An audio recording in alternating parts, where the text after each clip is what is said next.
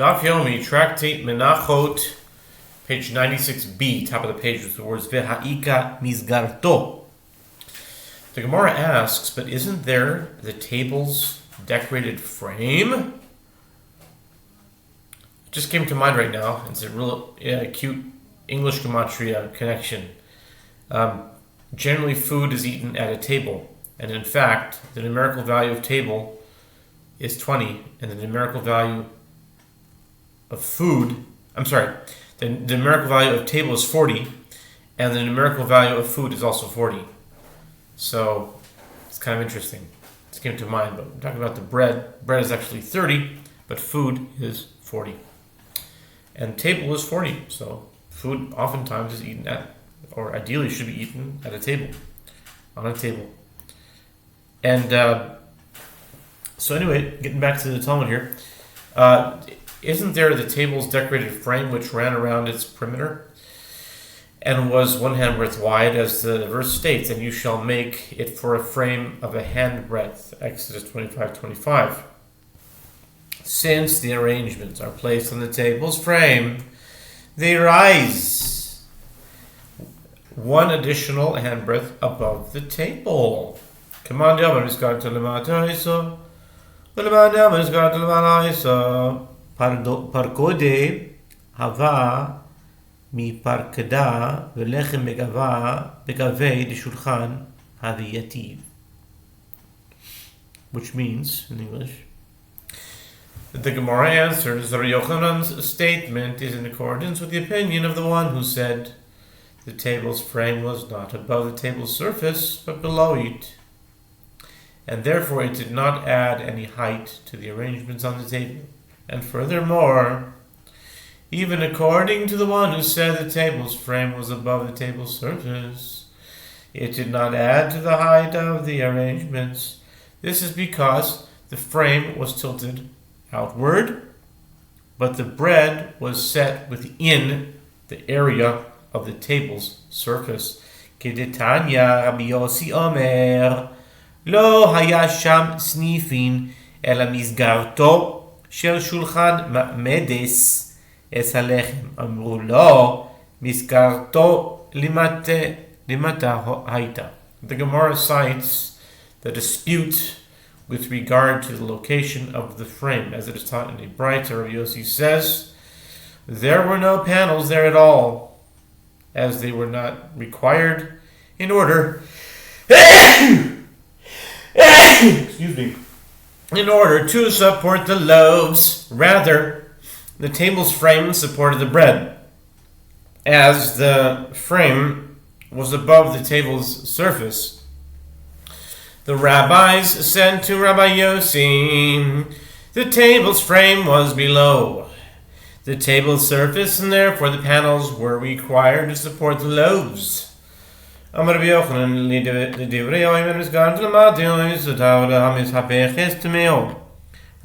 says, according to the statement of the one who says that the table's frame was below the table's surface, the surface was merely a flat board.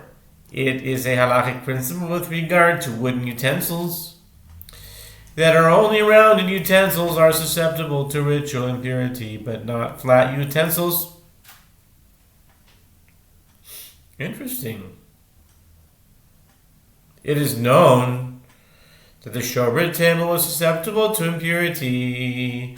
One may therefore infer from this that a flat board is susceptible to impurity, provided that it can be turned over and used on both sides.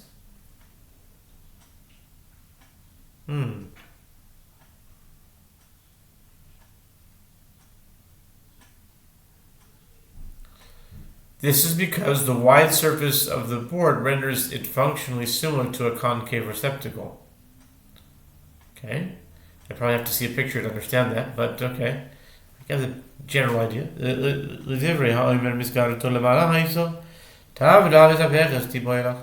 Yochanan continues, according to the statement of the one who says the table's frame was above the table's surface, the table served as a receptacle. One therefore cannot infer the halacha with regard to a flat board that can be turned over from the case of the table, and you must still raise the dilemma as to whether it is susceptible to ritual impurity. Michlal, the shulchan, bar kabole tum'ahu, kli etz ha'asui lenachasu, echol kli etz ha'asui lenachas ein mikabel tuma. The Gemara asks, one can conclude by inference from Rabbi Yochanan's statement that the table is susceptible to ritual impurity, but it is a wooden vessel designated to rest in a fixed place, and any wooden vessel that is designated to rest in a fixed place is not susceptible to impurity. My time desak inan masak mitaltel male v'reikan. Of kol metaltele male bereika. The Gemara explains what is the reason for this halacha. The verse states with regard to items that are rendered impure by the carcasses of creeping animals, and anything upon which any of them fall when they are dead shall be impure, whether it is any vessel of wood or cloth or leather or sack. Leviticus 11:32. The verse juxtaposes wooden vessels with sacks, indicating that we require a wooden vessel to be similar to a sack in order to be susceptible to ritual impurity, just as a sack is carried both when it is full and when it is empty. So too, any wooden vessel that is carried both full and empty is susceptible to impurity. Since the table is designed to rest in a fixed place and not to be carried, it should not be susceptible to impurity. Shulchanami metaltel male v'reikan kederesh lakish tiamaresh lakish mai dichtiv al shulchan tahol niklal dikatami.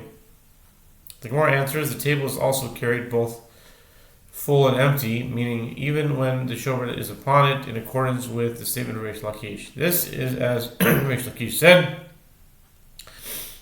what is the meaning of that which is written? And you shall set them into arrangements, 6 in an arrangement upon the pure table before the Lord. Leviticus 24 verse 6. The term pure table teaches by inference that there is a case where the table becomes impure, and therefore the Torah states that the table must be pure when the shofar is set upon it. This conclusion is difficult, as the principle that a wooden vessel designated to rest in a fixed place is not susceptible to impurity indicates that the table should not be susceptible to impurity. Ela melamed shemagbiin oto leoler galim umariin bo lechem veomrim lahem reu chibatchem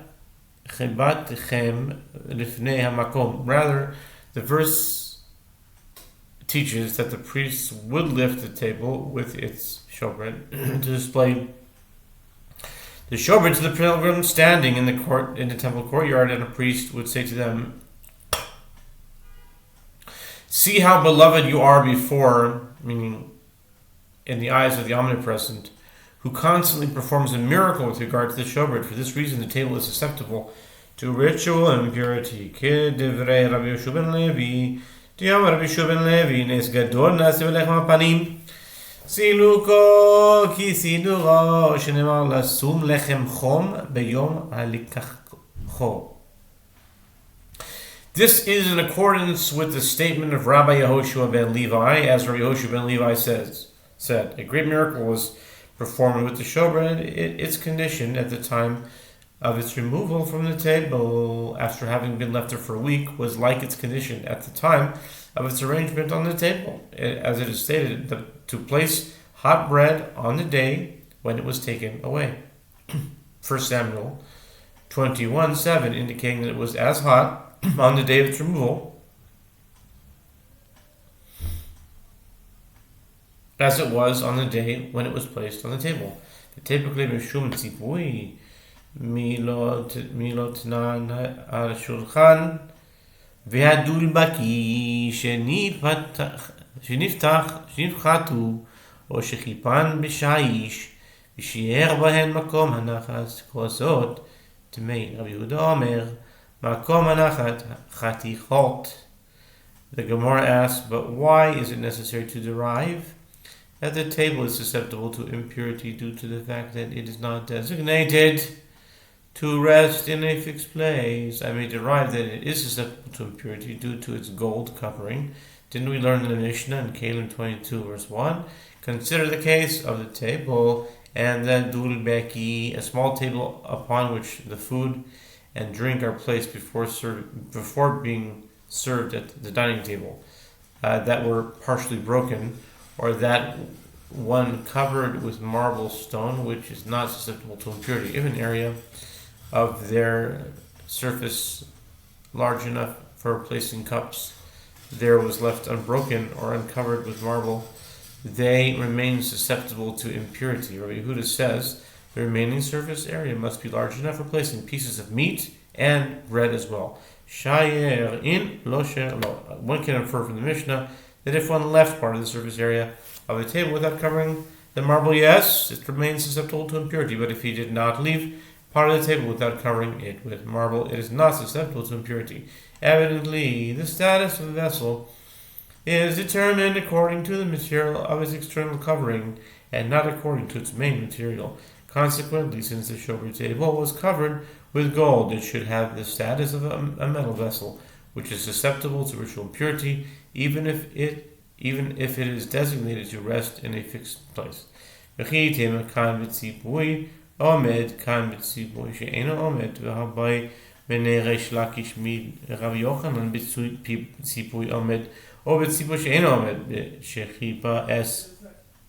right. If you would say the case of the shover table is different, as here, with regard to the marble-covered table, the Mishnah is referring to a permanent covering that is fixed to the table with nails, whereas there, in the case of the showbread table, the discussion is referring to a covering that is not permanent, as the gold was not attached to the showbread table with nails. This explanation is difficult. But didn't Reish Lakish raise a dilemma to Rabbi Yochanan?